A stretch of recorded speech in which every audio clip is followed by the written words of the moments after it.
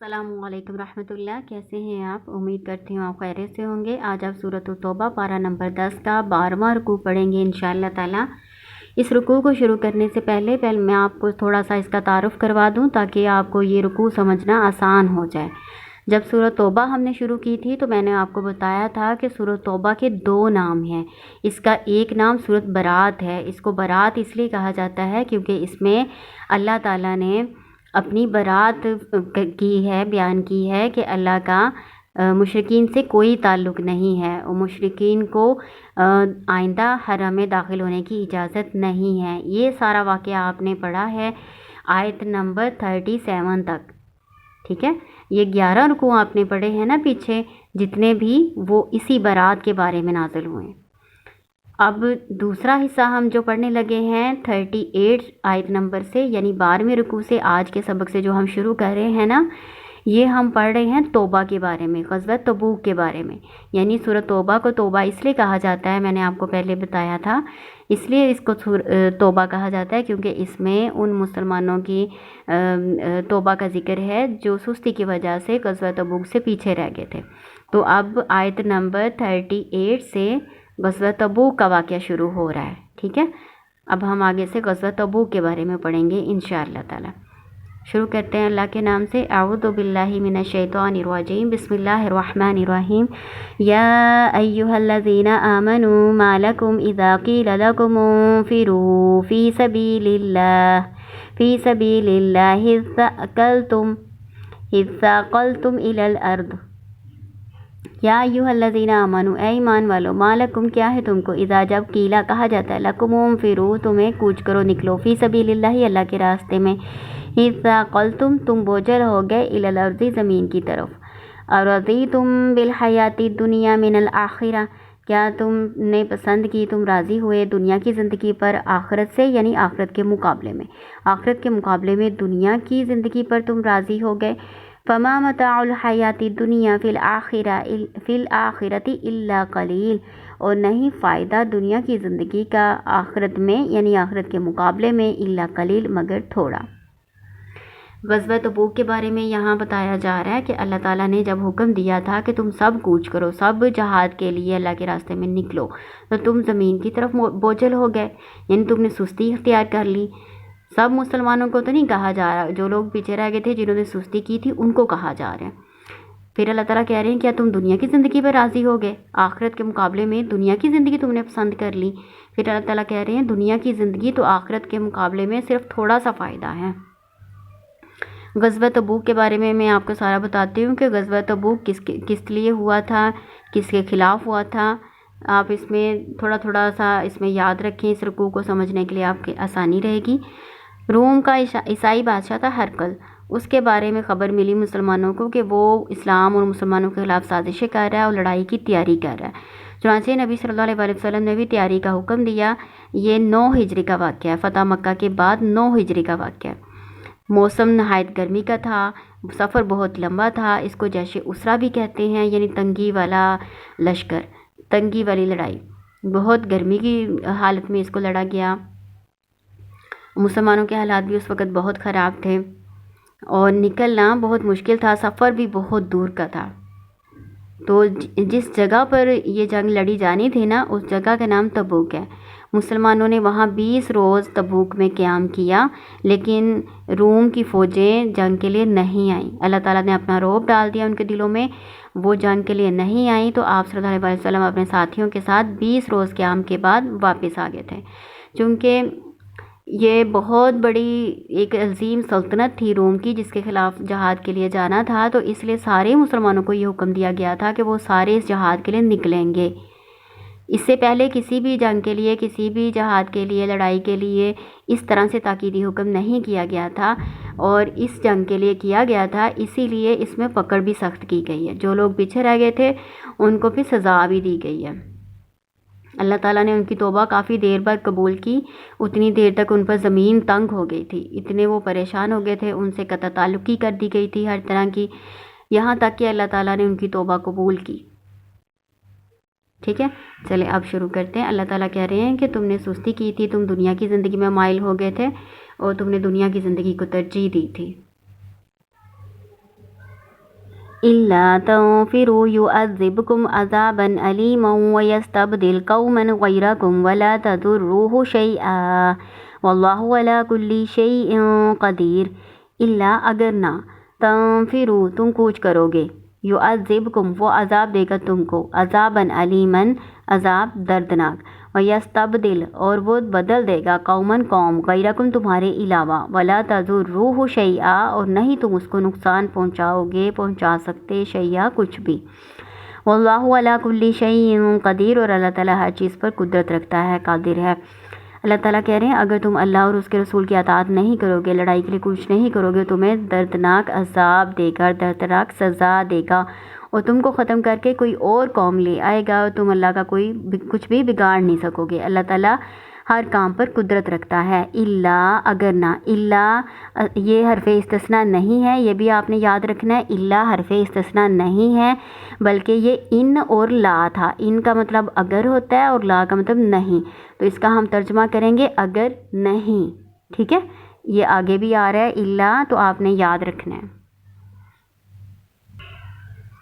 فقط نصرہ اللہ بس تحقیق مدد کی اس کی اللہ نے، اذ اخرجہ الذین کفروا جب نکالا ان کو ان لوگوں نے جنہوں نے کفر کیا تھا، ثانی اثنین دوسرا تھا دو میں سے، اذ ہما جب وہ دونوں فی الغار غار میں تھے، اذ جب یقولو وہ کہتے تھے لصاحبہ اپنے ساتھی سے، لا تحزن نہ تو غم کر، ان اللہ بے شک اللہ تعالیٰ معنا ہمارے ساتھ ہے. فانزل اللہ سکینتہ پس نازل کی اللہ تعالیٰ نے سکینت اپنی، علیہ اس پر، وأیدہ اور مدد کی اس کی، بجنود لشکروں کے ساتھ، لم تروہا تم اس کو نہیں دیکھتے تھے، وجعل اور کر دیا کلمۃ الذین کفروا السفلی ان لوگوں کی بات کو جنہوں نے کفر کیا پست، وکلمۃ اللہ ہی العلیٰ اور بات اللہ کی وہی بلند ہے، واللہ عزیز حکیم اور اللہ تعالیٰ غالب حکمت والا ہے.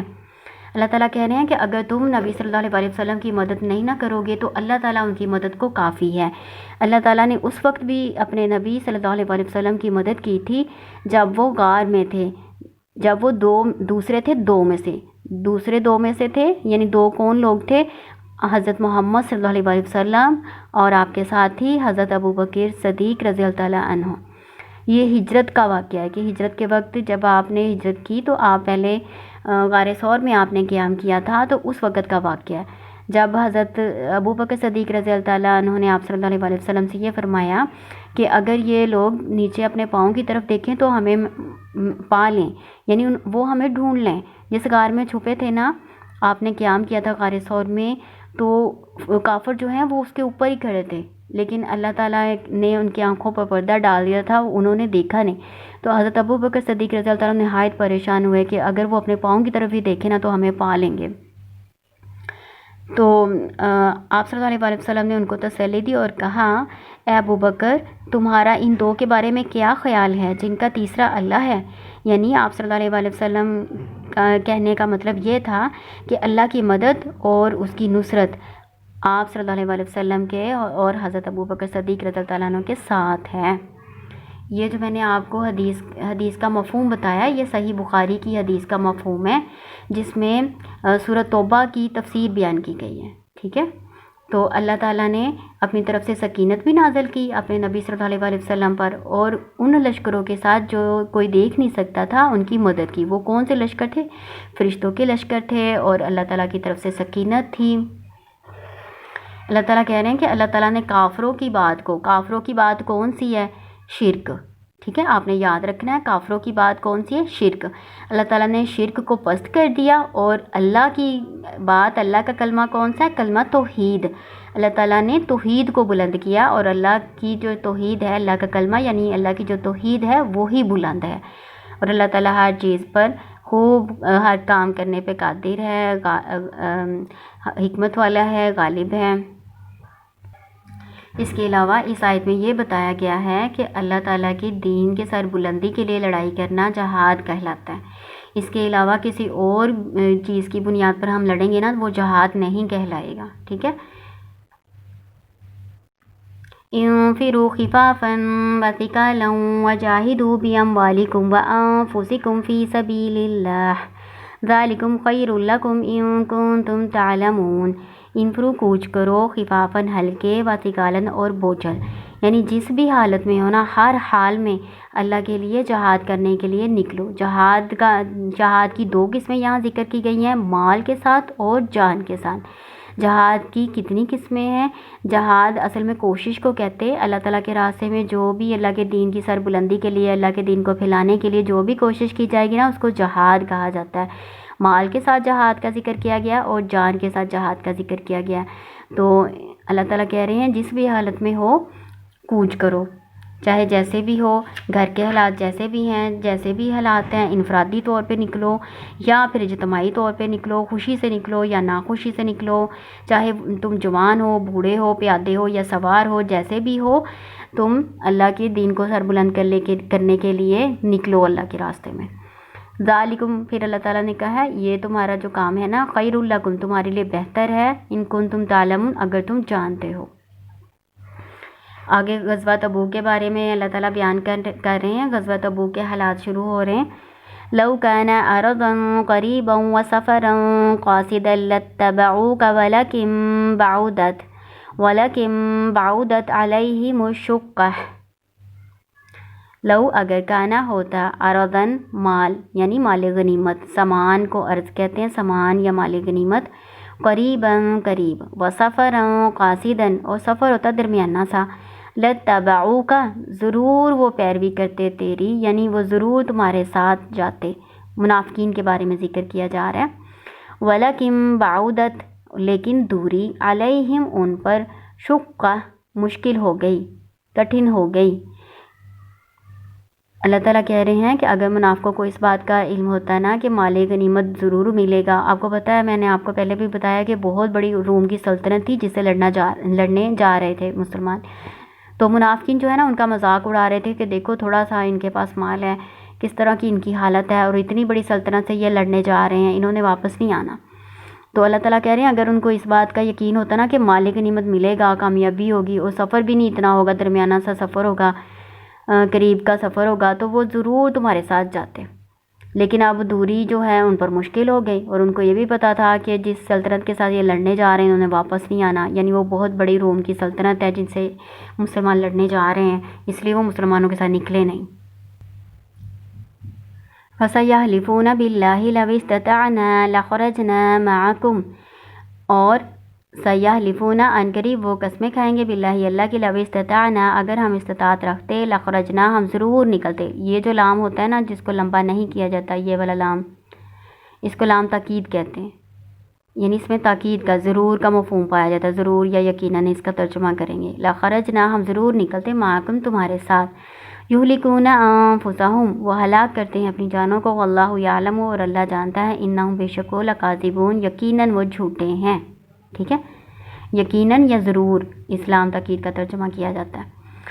یہ منافقین کے بارے میں آیات ہے۔ اللہ تعالیٰ کہہ رہے ہیں کہ ان کو اگر پتہ ہوتا ہے کہ قریب کا سفر ہے، زیادہ سفر نہیں کرنا پڑنا، اور مال غنیمت بھی بہت سارا ملنا ہے، تو پھر انہوں نے آپ کے ساتھ ضرور جانا تھا۔ اب وہ بہانے بنا رہے ہیں، وہ کہتے ہیں ہمیں لڑائی کرنا نہیں آتا، اگر ہمیں لڑائی کرنا آتا ہوتا تو ہم تم لوگوں کے ساتھ ضرور جاتے۔ تو اس طرح کی باتیں کر کے اور جہاد سے پیچھے رہ کے وہ اپنی جانوں کو ہلاک کرتے ہیں، اور اللہ کو معلوم ہے، اللہ تعالیٰ جانتے ہیں کہ یہ یقیناً جھوٹے ہیں، یہ جھوٹ بول رہے ہیں منافق لوگ۔ یہ رکوع نمبر 12 یہاں پر کمپلیٹ ہو گیا۔ اللہ تعالیٰ آپ کو کامیاب کرے۔ السلام علیکم ورحمۃ اللہ۔